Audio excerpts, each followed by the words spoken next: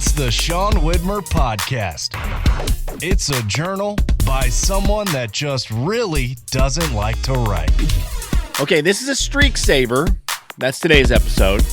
I'm recording this way early in the morning. Normally I record them at night, and I know I've got Huck and Woods just right on the other side of the door behind me if you're watching on YouTube. But at any moment could barge in. I'm going to try to get Huck in a little bit to help me out with something. But I normally record late at night. Last night I was gassed, and I went to bed. I went to sleep. And thought, I'll wake up early. I'll wake up super early before the kids do, and I'll record the podcast. And that didn't happen. So here we are, and this is where we're at. I did have some stuff I wanted to talk about. We went to Minions versus Monsters. Minions and Monsters last night. My son has been asking about that movie since he first saw the first trailer of it about a year ago, and he has not stopped asking about it. So last night was the big night for Monsters and Minions, or Minions and Monsters. I'll never get the movie title right. I hate the movie title. Did I hate the movie? We'll talk about that in a little bit.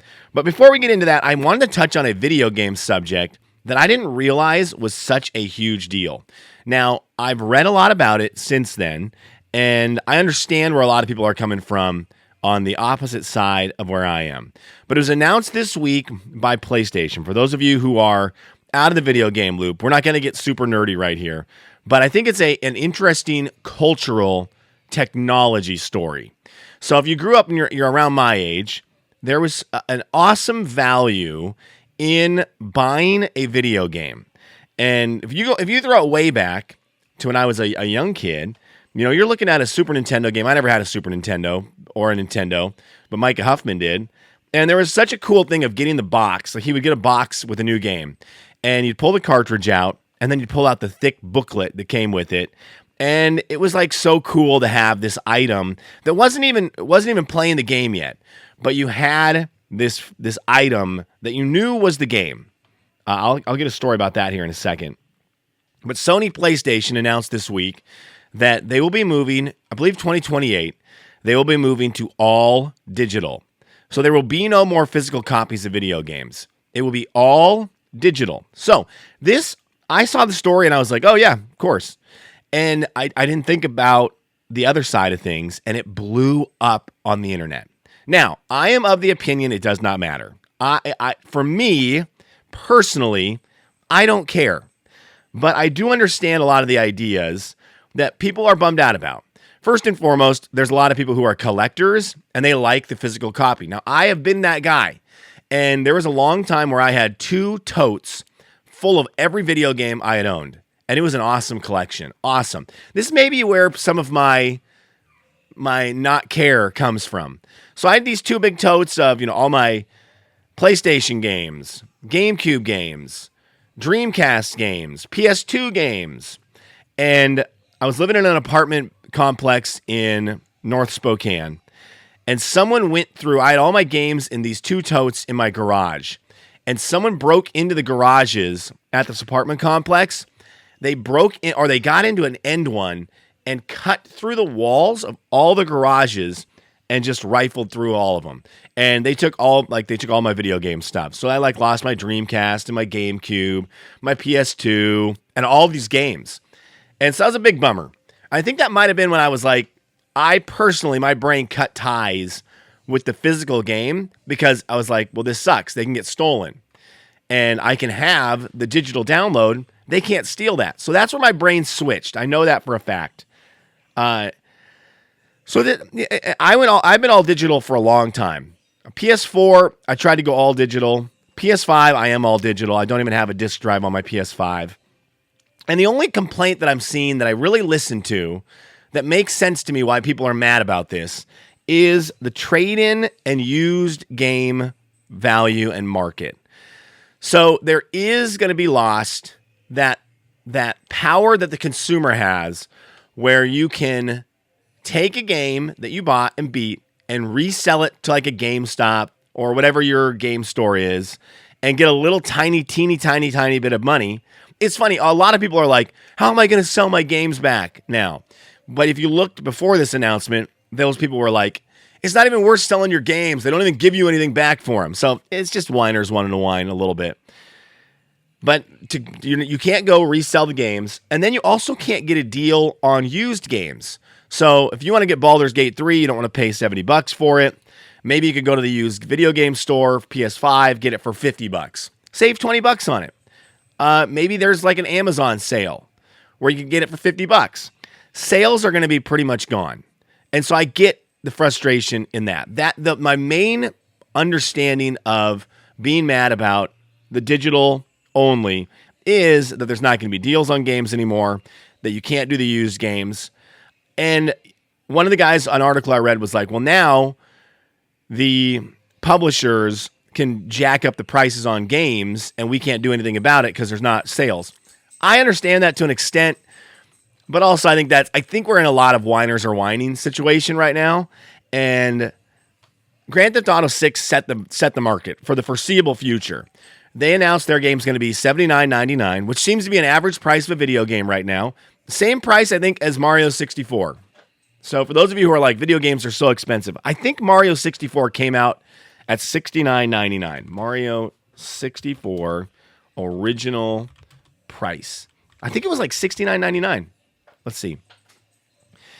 It was $59.99 back in 1996. Okay? So that is like, video games have been expensive. I don't know what to tell you here. People want to whine that they're more expensive now. They aren't. The Nintendo 64 was more expensive than the games are now. And when you look at how much, $65 was back then to now. Anyhow, I don't mind this change. I feel like I felt bad that Sony was getting dunked on so much for it. I don't want to have physical discs anymore. I don't want stuff taking up space in my house. I have to find places to put these things. I don't like getting up and switching out discs. I like having them right there on my console. The other thing people are like worried about, they're like, well, you don't own the game, you rent the game. Oh my gosh. If something happens in the world where you suddenly can't access these games you got for PS5, then I'm going to assume there's bigger fish to fry than your video games.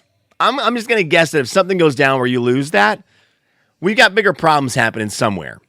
So that argument is ridiculous. Well, you're not owning them. This happens with in the Dungeons and Dragons world. Wizards of the Coast, who owns Dungeons and Dragons, they will not let you download. If you buy a digital version of a book, they don't let you download the PDF. So you have to only access it on their site, and you can make it like on your tablet or on your device. You can make it readable offline, so you don't have to be online for it. But people go nuts for this. They're like, you don't actually own the book. What are we doing? Like, get over it. My goodness. It's 2026. We don't live in 1800 anymore. You're not buying a book and owning it forever and ever and ever and ever and ever and ever. We don't live in that world anymore. So some of this is, like I said, whiners want to whine. Get over it. And then there is some of it where I do understand the sales part of it. That's a bummer. But yeah, no more digital discs. I feel like that's very PC. Like the computers and Steam have done that for a long time, and now it's forcing console people to join that world, and they're like, wait, what? This is terrible. And I feel like PC people have to be like, well, we've lived in that world for well over a decade, so I don't know what you're complaining about. They have to be looking at console people like, what a bunch of losers. Okay, my family went to Minions and Monsters. Huck man, come here real quick. I want to see if I can get a review of this. We went to Minions and Monsters, the latest in the Despicable Me Minions franchise. I need you to talk into the microphone. I have some questions for you. I'll show you. Come here. I'll show you. You can see the video of you, so you know what you're doing here. You see you on the video? Here, hold this microphone real quick. I have some questions to ask you, okay? You say hi? Hi. How was the movie Minions and Monsters? It was great? Was it better than other Minions movies? Yeah. What was the best part of it? The big orange guy coming out. Do you remember the big orange monster with all the eyes? Do you remember his name or her name? I don't remember that guy. You don't remember their name? No, I don't remember. Here, talk right into it. Orange guy. Irene. It was Irene, remember? Can you say Irene? Irene. Okay, what else happened in the movie? What else happened in the movie that everyone needs to know about that was really good? Wait, Here, don't hit the microphone. That's a bad sound. Daddy, I'm gonna tell the kids about that was so cool. Okay, yeah, you tell the kids whatever you want. That the green guy coming down. Oh, the green guy? Do you remember his name? Goomy. Hey, What did Goomy do? he came out of the book. Came out of the book. All right, so was it a good movie or a bad movie? Good. Did you like going to the movie theater with Olivia and Dad? What was the best snack you had? You know, it is, you know what it is, it's a gummy bear. Gummy bears. All right, anything else you want to say to the kids before you leave? Oh, bye. Come here, Woodsy.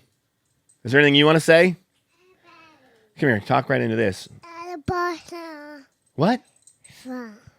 What are you doing? What's that? Can you say hi? Hey, Can you say, who's your brother? I'm voice battle. All right, thank you. All right, there's the boys checking in on the podcast, Friday podcast. Appreciate them. Monsters and Minions, I thought stunk. Straight up, thought it stunk. Now, I am a diehard Minions fan. I think Despicable Me and Minions are some of the greatest kids' movies that have been made in the last long time. We watch them a lot. What is Judy eating? Judy! What are you eating? Judy! What are you doing? Knocked over half the stuff in here. I think I love these movies. I love the franchise. And I thought Minions 1, I looked at the reviews. Minions 1 didn't get great reviews. We loved it. Minions The Rise of Gru, we've watched a lot. I love it. I thought this Minions and Monsters stunk. They had a great part. When the bad guys get involved in the movie, it becomes a good movie. The problem is they have 45 minutes, it felt like, of lead up to the monsters getting into the movie, and it didn't do anything for me. I guess it got great reviews from the critics, and I guess one of the things is people are like, what a great ode to old movies. And so a lot of the movie is about the Minions. One of the Minions wants to make a movie, and they're in old-timey Hollywood. For me, old-timey Hollywood does nothing. It never has. I actually don't love a lot of history movies in general. And so this had like history vibes to it. I don't care. I don't care about old point and click, like cameras that took a lot of pictures and you had the moving picture shows. I'm alive in 2026, not 1924. So I want 2026 stuff. And a lot of I guess there was a lot of ode to and throwback to, respect given to the old time movies. That doesn't do anything for me. So I thought the movie stunk, but the kids seemed to like it. It was supposed to be just Huck who went. So this was going to be a father-son date night, because Olivia gets these a lot. My wife and I have been talking. My son Huck, who was just talking on the podcast, he's a middle child, and he has a lot of middle child energy. My daughter got all of our attention when she was a baby. And then Huck came around and it was like split attention. And then he goes to school and Olivia goes to school now. And Woods, the littlest, gets a lot of attention. So Huck has never been like the center of attention ever. So there's times I want to be like, look, you and me, we're going to go to the movie, just us together. So you're the man. And I told him, I go, it's going to be you and me going to the movie. Are you excited? And he said, what about Mom and Olivia and Woods? I said, they're not going to come, dude. It's just you and me. And he looked me dead in the eyes and goes, Olivia has to come. She can't miss the music. I said, okay. I said, are you sure? He's like, yeah, I want Olivia to come. So he sacrificed his fun little solo date night to take my daughter, who immediately just took over the night. Like, just continued to give my son, instill him with middle child energy, where he doesn't get to make any decisions on his own. Everything is led by the oldest child. And he just sacrificed his night to my daughter, and thinking that she was just going to be part of the movie experience, and she was part of every decision that was made. I do want to give a tip of the cap to a candy. before we went to the movie, I had to get gas, and I thought, let's get some treats to smuggle in because I'm 44 and I'm still smuggling candy in to the movie theater. So we went. Each kid got to pick out a candy, and Huck picked out Tootsie Pop. Olivia picked out some Airheads, and I got myself a banana Laffy Taffy. I had not had a banana Laffy Taffy forever. The next time I redo my top 5 candy list, banana Laffy Taffy is going to have to. It's going to have to be considered for the top 5. There's a long stretch of my life where it's my favorite candy, and I've not had it in years. Man, oh man, it's good. Banana Laffy Taffy rules. All right, that's it for today. Thanks for being here for the emergency Hail Mary podcast.